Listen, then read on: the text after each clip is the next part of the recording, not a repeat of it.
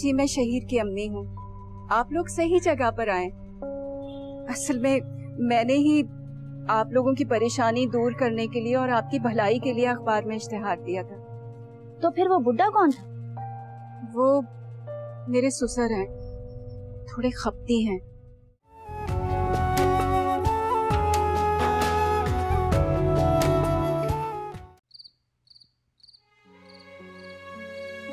मुख्तार, मैंने तुझे समझाया था ना कि इस लड़की को यहाँ लेके मत आना।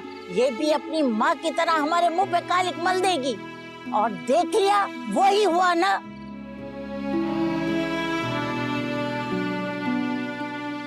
दादी अम्मा, मैंने कुछ भी नहीं किया है। चुप, हर्राफा कमीनी। पहले तो बिलाल को अंग्रेजी में खत लिखे और तूने ये समझा था सारे कारनामे छुप जाएंगे।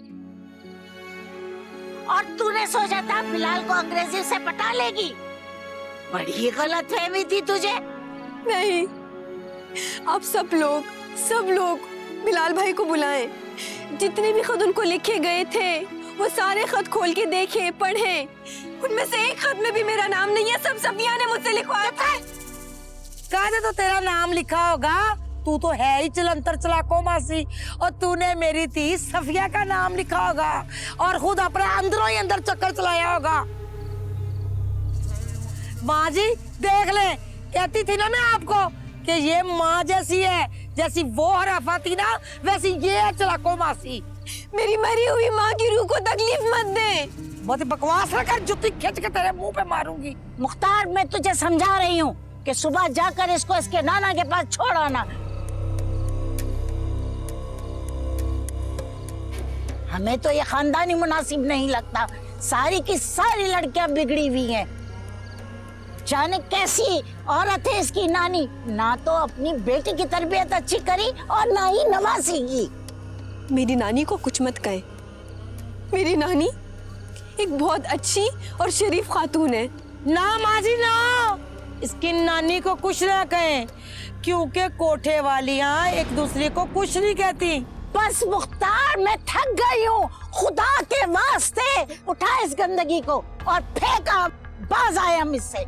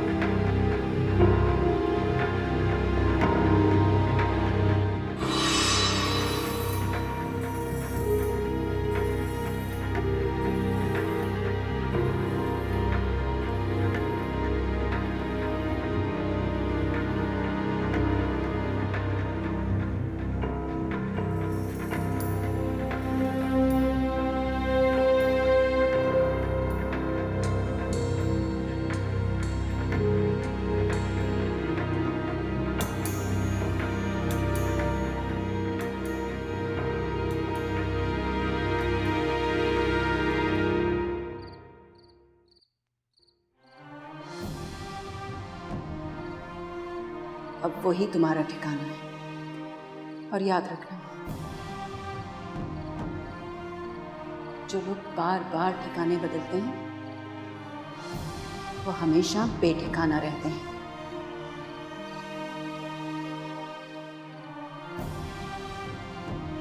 इस हिसाब से कब जान छूटेगी? 2 साल की थी तब से पाल रही हूँ इसको। मुसीबत।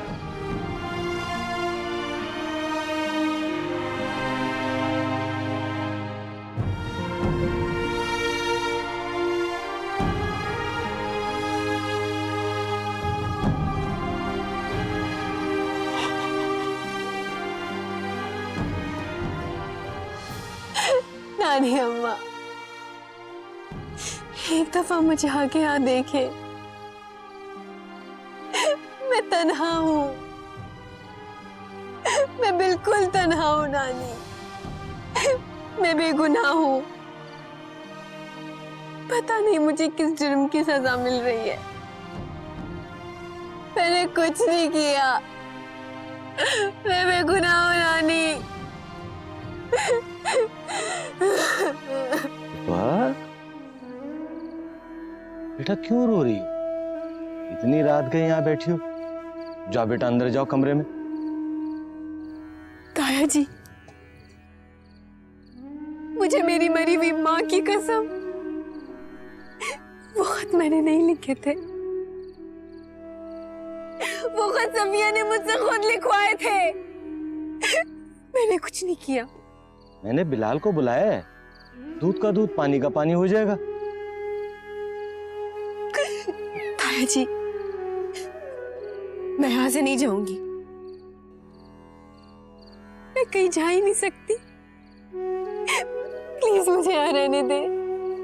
बेटा तुम फिक्र मत करो, मैं हूं ना तुम्हारे साथ। माँ जी को और अपनी बीवी की आदतों को मैं अच्छी तरह समझता हूँ। मैं बेटा पूरी कोशिश करूंगा कि तुम यहीं रहो। ठीक है बेटा? अब उठ जाओ बेटा, शाबाश, जाके सो जाओ, बहुत रात हो। जाओ मेरा बच्चा, शाबाश।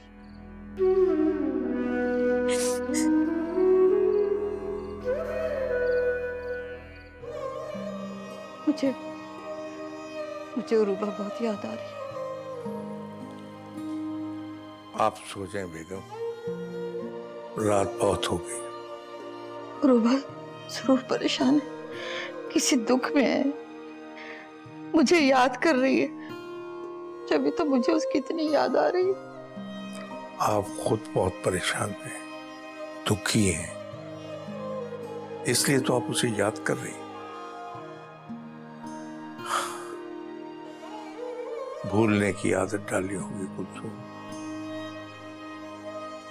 किस किस को याद करेंगे?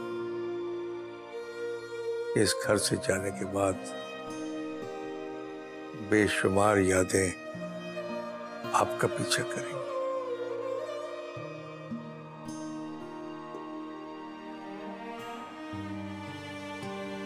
कुछ वक्त लगेगा कुलसुम बेगम,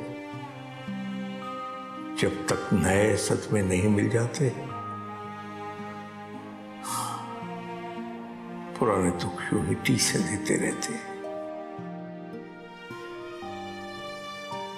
अभी आगे न जाने क्या क्या होगा। इतना हौसला कम न करे, दिल बड़ा करे, हिम्मत के साथ। हाँ, हिम्मत के साथ। ऐ अल्लाह मेरी बेगुनाही साबित कर दे। जो इल्जाम मुझ पर लगा है वो गलत है। तू जानता है, तू सब कुछ जानता है, तू मुझे जानता है। मेरी माँ पर भी यही इल्जाम लगा था। मैं नहीं जानती उसके साथ क्या हुआ था, लेकिन मेरे साथ ही लोग बहुत बुरा करेंगे। मैं इस इल्जाम के साथ वापस गई तो मुझे आशियाना में कोई कबूल नहीं करेगा। इन्होंने भी तो मुझे इसी इल्जाम के तहत वहां से निकाला था। ऐ अल्लाह मेरी बेगुनाही साबित कर दे।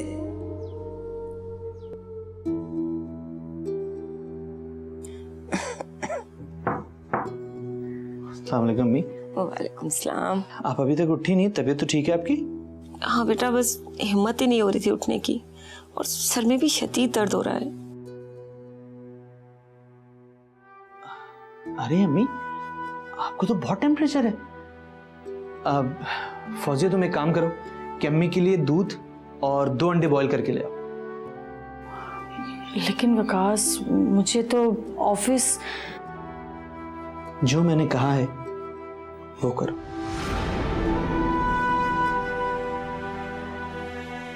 आप फिक्र नहीं करें, मैं आपको टैबलेट देता हूँ। अभी आप बेटा मैं ठीक हूँ, तुम लोग ऑफिस जाओ, देर हो रही है। जी आप ठीक हैं, आपको बुखार हो रहा है और आप कह रही हैं मैं ठीक हूँ।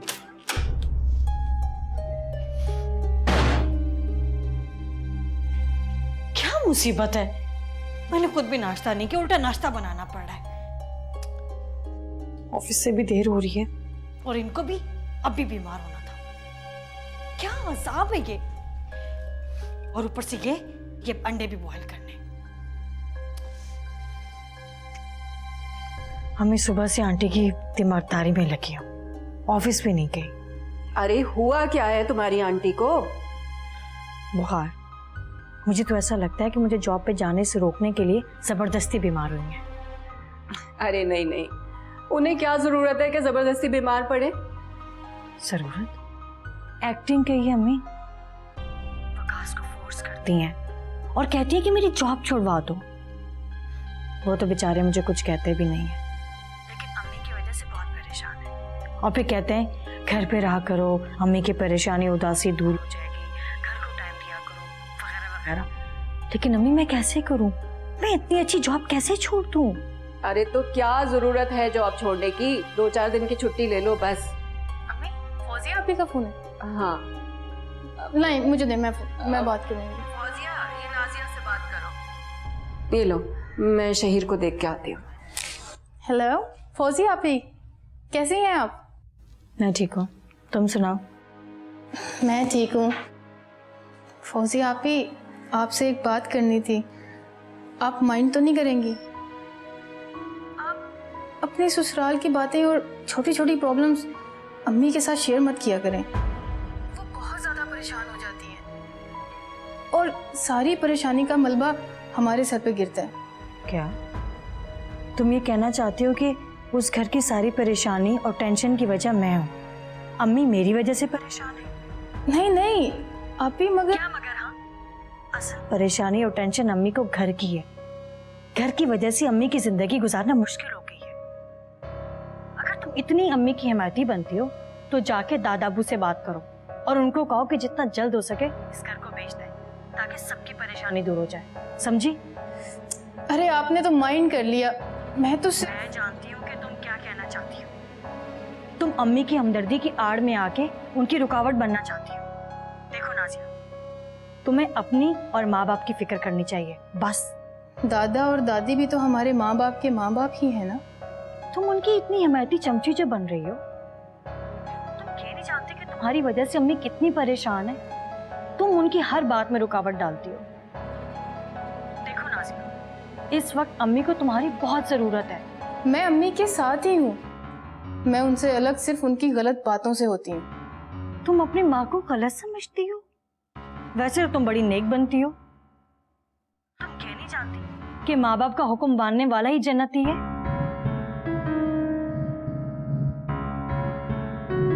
हेलो हेलो,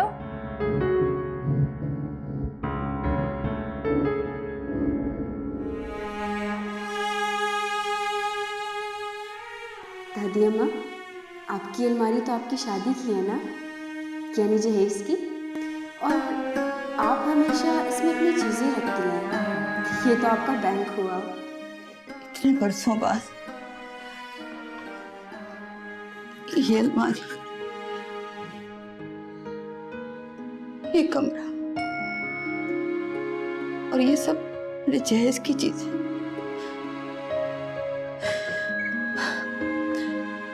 अजनबी और बेकार हो गई है। इस अलमारी से तो मेरी बहुत पुरानी यादें और मोहब्बतें वाबस्ता है।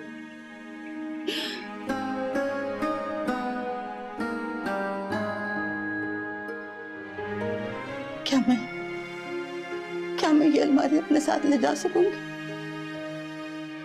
नहीं, यकीनन नहीं, क्योंकि ये सब भी काट कबाड़, मेरी तरह काट कबाड़, मेरी तरह ये भी काट कबाड़।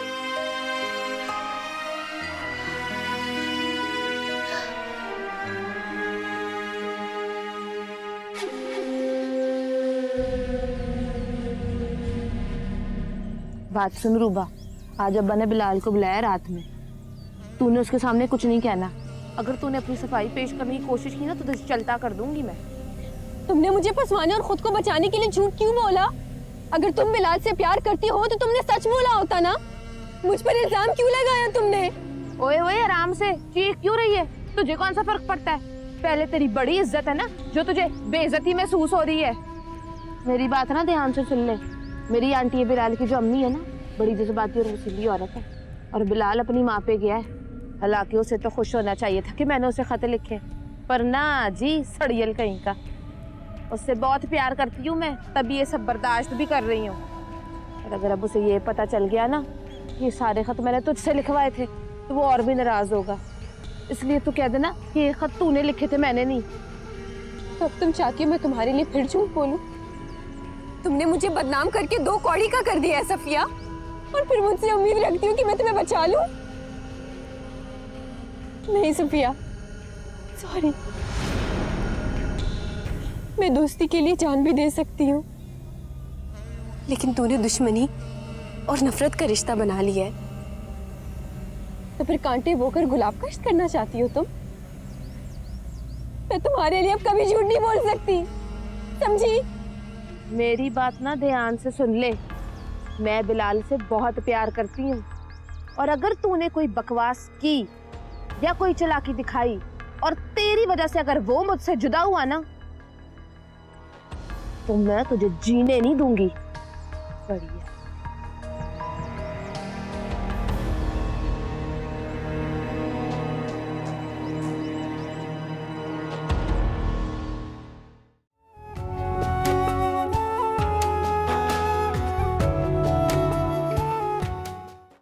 मेरा कोई कसूर नहीं है। बहुत मासूम बनने की कोशिश ना कर। तेरा कसूर है या नहीं है, दूध का दूध और पानी का पानी हो जाएगा। मम्मा आप तो बस मुझे हर वक्त निकम्मा और निखट्टू कहती रहना। अब जितना पैसा मिले ना वो सारा मुझे दे दिएगा, मैं आपको बिजनेस करके दिखाऊंगा। मैं आपको और सफिया को अच्छी तरीके से जानता हूँ। रूबा पे इल्जाम मत दें, क्योंकि उसने पहले खत में वाज़े तौर पे लिख दिया था कि ये खत वो सफिया के कहने पे लिख रही है। धड़कने जिनसे